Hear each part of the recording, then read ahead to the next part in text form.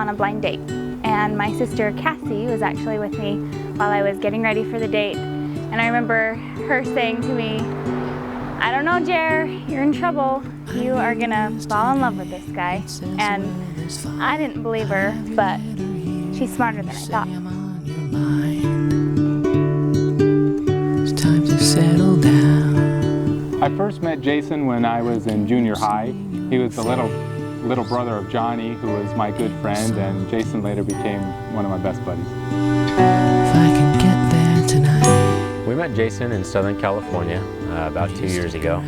Jason and I were just beginning optometry school, and going into optometry school, I had just hurt my ankle, and I was in a wheelchair for a couple days, and Jason came in out of nowhere, volunteered to be the first person to kind of help me out and push me around, and he was just so friendly and so nice. I remember looking back to see who was pushing me and just seeing this big grin and red hair, and I could just tell from the look on his face and who he was and his willingness to help that he was going to be an incredible person to get to know. If you can get here tonight. I met Jason on the softball field. He was playing third base and I was playing shortstop, and so it was nice to have someone who could actually field the ball and throw it to first base. Didn't have a very good third baseman before he came along, and him and I hit it off right away. We're big sports fans. You know, anything sports, we can talk all the time, and so him and I have had a very strong relationship from that moment forward. After a few weeks of knowing Jason, I found out that he has cystic fibrosis, and I didn't know that much about the disease. On our first date, I noticed that Jason was taking pills with like whatever he ate, and I had kind of heard before that he had something called cystic fibrosis. I didn't know what it was or anything about it. Yeah, so I realized Jason had cystic fibrosis pretty early on. You know, to be quite honest, I didn't know exactly what it was or what it entailed. It says the weather's fine.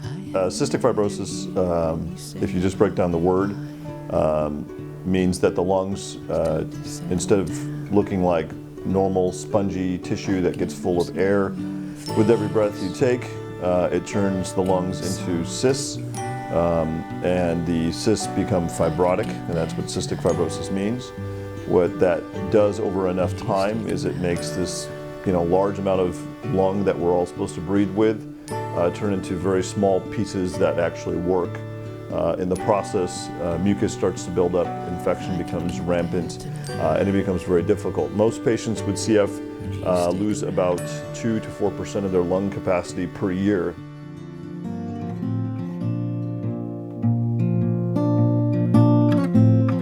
Yeah, I didn't know much about cystic fibrosis either, but when I found out that Jason had it, it was kind of an enlightening experience and put a new perspective on life and friendship and what it really truly is about.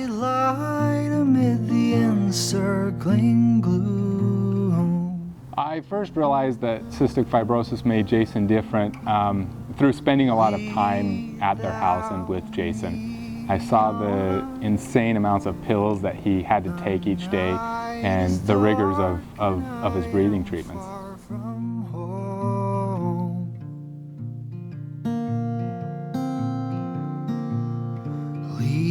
So when we were on our blind date, I kind of thought I'd keep my eye out and see if he was different in any ways.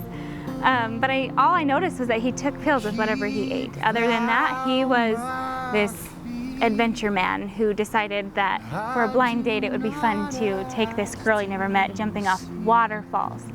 And if you know me, you know that I don't jump off waterfalls too much. And so in my eyes, this guy was just pretty excited about life and wanted to do anything that sounded like it'd be a good time. For me.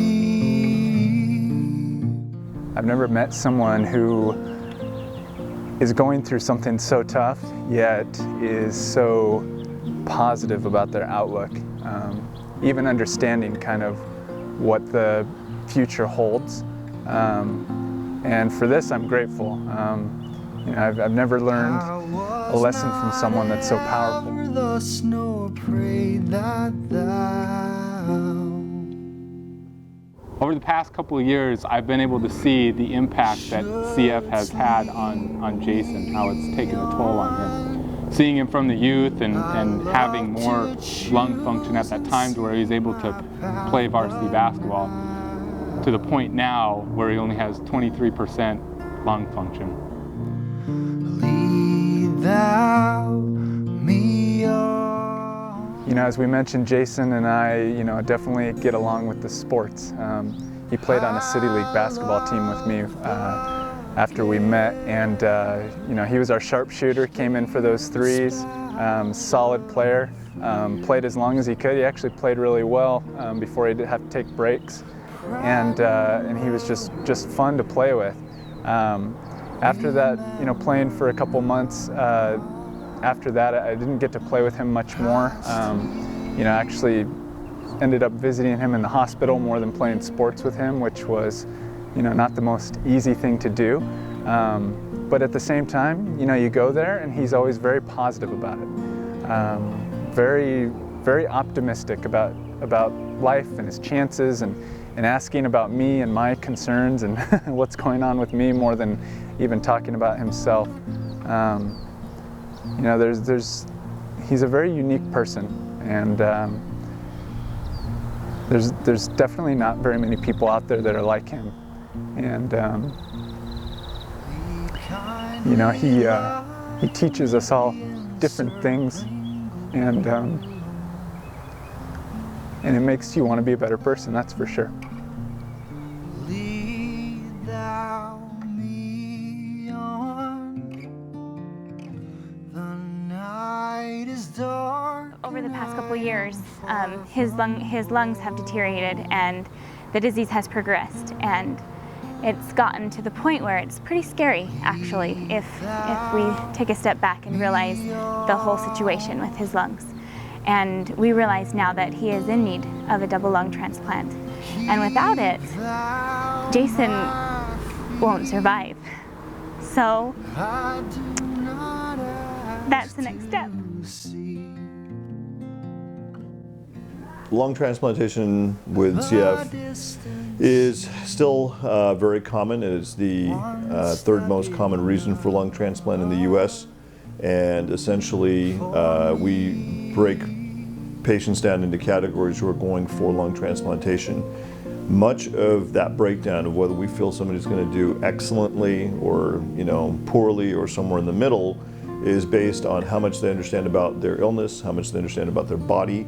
A lot of it is mental willpower, and a lot of it is how healthy the rest of the body is.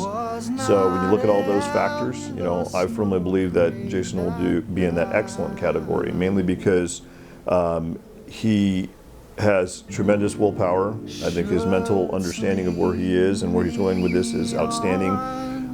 I think his actual physical body is in great shape besides the lungs. He's in very good health otherwise. And lastly, kind of his overall ability to recognize if something is unusual and not going quite well.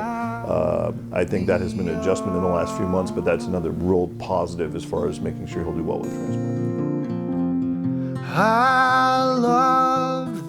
Because of the deterioration of Jason's lungs, Jason and his doctor have found it necessary for him to get a double lung transplant. This transplant is very costly, even with great insurance. It is estimated that pre and post expenses can come to over $1 million. And so what we're trying to do is help them out as much as we can.